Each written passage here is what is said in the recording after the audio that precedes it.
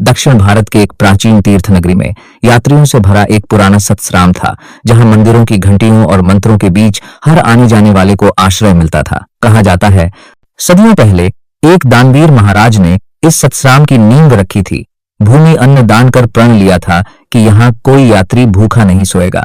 इसी व्रत के कारण दिन रात लंबे दालान में पत्तलें सजती, ब्राह्मण रसोइये घी भात सब्जी परोसते और दूर देशों से आए पथिक तृप्त हो आशीर्वाद देते। सिंहों से जड़े सतश्राम के विशाल द्वार के ऊपर एक भारी चित्रपट टंगा था, जिसमें दक्षिण की किसी राजकुमारी का अद्भुत देवांगना सा रूप उकेरा हुआ था। एक सांझ युवा कुलीन गोपाल और उसका रहस्यमय मित्र योग शक्ति से संपन्न मणिसिद्ध नगर में पहुंचे और रात के ठहराव के लिए यही पुराना सतश्राम चुन लिया। जैसे ही गोपाल द्वार से भीतर आया, दिए की लौ में उसकी नजर ऊपर उठी और वह उस चित्रित कन्या के रूप पर ठिठक कर स्तब्ध रह गया। सांस संभालकर उसने मणिसिद्ध से कहा, भाई, ये सुकुमारी कौन है? उसका चित्र यहां क्यों टंगा है? मुझे अवश्य जानना होगा। मणिसिद्ध ने गंभीर दृष्टि से चित्र देखा, फिर एक कोने में पद्मासन लगाकर बैठ गया। हथेली पर रखा उसका दिव्य रत्न चमका और वह ध्यान में डूब गया। रत्न की ज्योति में उसे अदृश्य दृश्य दिखे। दक्षिण का एक राजमहल, शस्त्रधारी वीर और एक तेजस्वी राजकुमार। उसने नेत्र खोले और कथा कहना शुरू किया। कावेरी तट पर चोल देश की समृद्ध राजधानी प्रजावती थी। उसने कहा, ऊंचे गोपुरम, भरे बाजार और बीचों बीच धर्मनिष्ठ राजा चित्रसेन का विशाल महल। अचित्रसेन स्वर्ण मुकुट और रेशमी वस्त्रों से अलंकृत होकर भी सरल था। उसके दाहिने हाथ मंत्री श्रुतकीर्ति थे, वृद्ध विद्वान श्वेत दाढ़ी वाले ब्राह्मण। एक शुभ मुहूर्त पर राजमहल में पुत्रोत्पत्ति हुई। ज्योतिषियों ने शिशु के लक्षण देख कहा, यह भावी विजेता होगा, और उसका नाम रखा गया विक्रम सिंह। उसी काल में मंत्री श्रुतकीर्ति के घर भी पुत्र जन्मा। साधारण पालने में झूलते उस शिशु के लिए विद्वानों ने कहा, यह बहुविद्या संपन्न होगा, और नाम रखा बहुश्रुत। 5 वर्ष के होते ही दोनों बालकों को महल से गुरुकुल रवाना किया गया, जहां श्रेष्ठ गुरु उन्हें शस्त्र, शास्त्र और सदाचार तीनों की शिक्षा देने वाले थे। वे अग्निकुंड के पास वेद पाठ करते। 16 बरस के होते होते विक्रम सिंह शस्त्र विद्या में अपराजेय और बहुश्रुत शास्त्रों में अद्वितीय हो गए।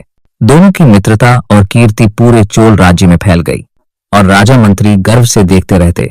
एक दिन वृद्ध राजा चित्रसेन और मंत्री श्रुतकीर्ति ने राज्यसभा में अपने दोनों पुत्रों को बुलाया और भावी उत्तराधिकार की बात छेड़ी। चित्रसेन ने गंभीर स्वर में कहा, बेटा विक्रम, हमारे शरीर अब युद्ध और राजकाज का भार नहीं उठा सकते।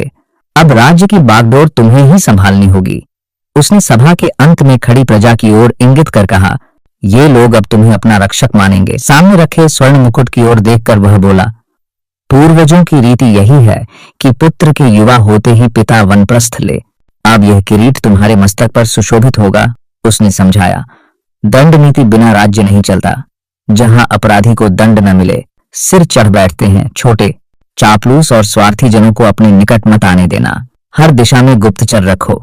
यज्ञ की वेदी के पास रखे शंख कलश और मुकुट की ओर देखकर उसने कहा, शुभ तिथि पर तुम्हारा अभिषेक होगा, और अनेक नीति वचन देकर सभा समाप्त कर दी। अगली सुबह जब उद्यानों में पंछी चहचहा रहे थे, विक्रम सिंह और बहुश्रुत महल से निकलकर बागों में टहलने आए, ताकि अकेले में अपने मन की बेचैनी बांट सके।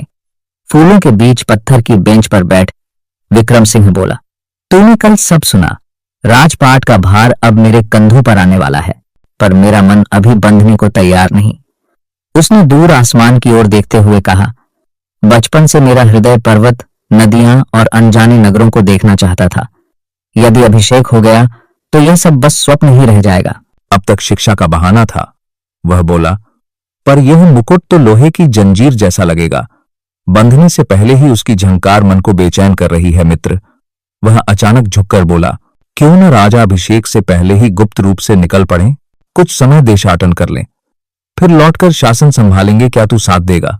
बहुश्रुत के चेहरे पर भी वही आकांक्षा चमक उठी। वह मुस्कुराकर बोला, मेरा विचार भी यही था।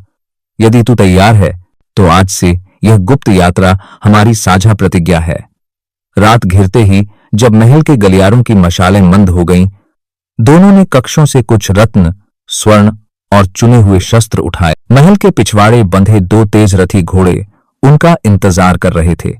चुपचाप उन पर सवार होकर वे अंधेरी रात में सोते नगर को पीछे छोड़ प्रकोटे से बाहर निकल गए। कुछ ही देर में ऊंचे वृक्षों के बीच धुंध तैर रही थी और सुबह की हल्की रोशनी में दोनों धीरे धीरे अरण्य की ओर बढ़ते रहे। सुबह तक पेड़ों की भीड़ छंट गई और एक छोटा सा गांव दिखा। धुएं के गुबार, मवेशी और कच्चे घरों के बीच से निकलते हुए वे उसी पुराने सतस्राम तक पहुंचे। घोड़े बांधकर जैसे ही वे सिंहद्वार के पास आए, विक्रम सिंह ने ऊपर देखा।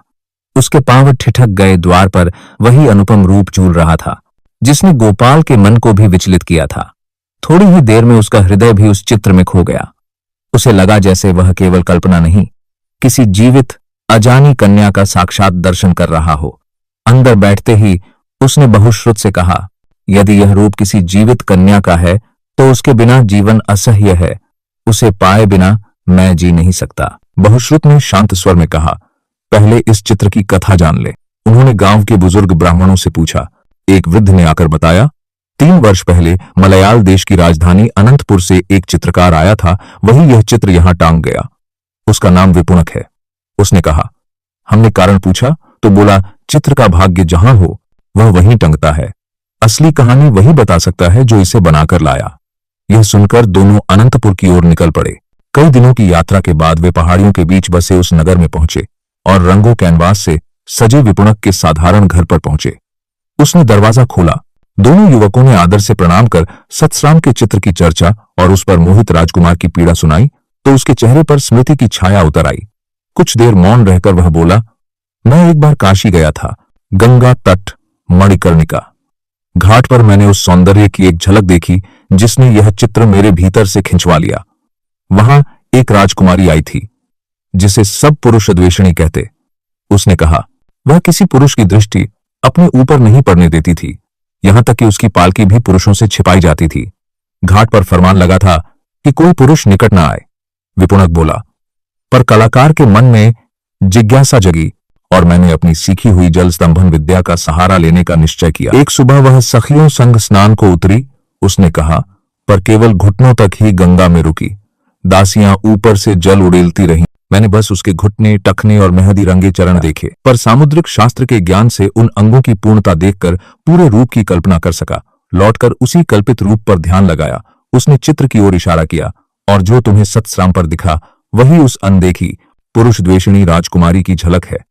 काशी से लौटते वक्त मैं उसी सतस्राम में ठहरा था। वह बोला, वहीं द्वार पर यह चित्र टांग दिया ताकि प्रत्येक यात्री उस अलौकिक सौंदर्य की एक किरण देख सके, पर उसका वंश मुझे नहीं मालूम। यह सुनकर बहुश्रुत के मन में आया, सिर्फ अनुमानित रूप की इस छवि के पीछे वास्तविक राजकुमारी को ढूंढना लगभग असंभव है। पर विक्रम सिंह की दृष्टि चित्र से हटी नहीं।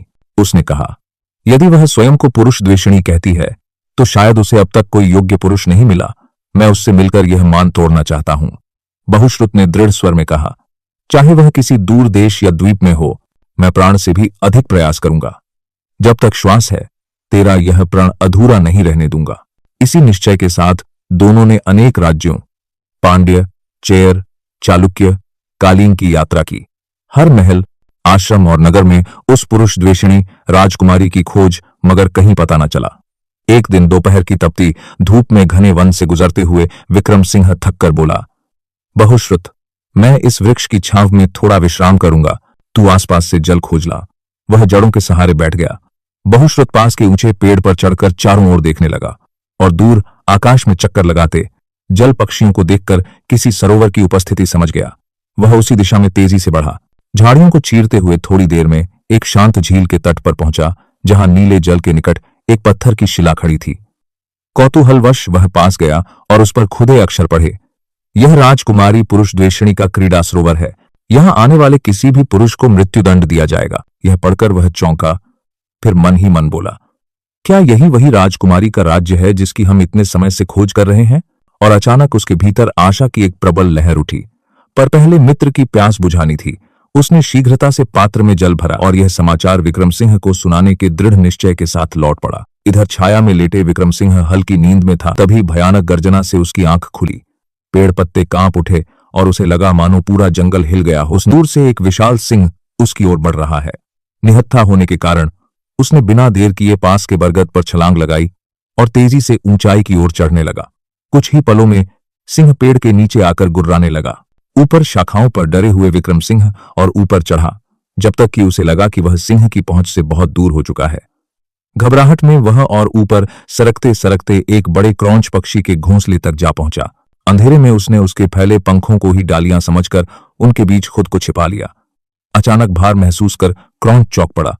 उसने घोंसला टूटने के डर से जोरों से पंख फड़फड़ाए और एक ही झटके में आकाश की ओर उड़ चला, जबकि राजकुमार उसके पंखों के बीच फंसा रह गया।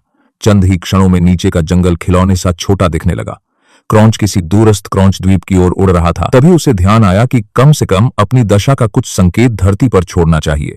एक हाथ से पंख थामे थामे उसने कमर से बंधी छोटी ताड़पत्र तख्ती निकाली। तेज हवा और डगमगाते शरीर के बीच कांपते हाथों से उसने उस पर अपना नाम, स्थिति और बहुश्रुत के नाम सहायता की पुकार लिख डाली।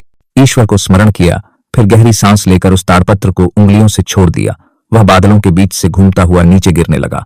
उसके मन में एक सूक्ष्म आशा थी कि यह संकेत किसी न किसी तक अवश्य पहुंचेगा। उधर आकाश में क्रौंच अज्ञात दिशा में राजकुमार को ले जा रहा था और उधर उसकी गिरती चिट्ठी धरती पर किसी हाथ की प्रतीक्षा कर रही थी। उसी से आगे की अनगिनत घटनाओं की भाग्य रेखा शुरू होने वाली थी।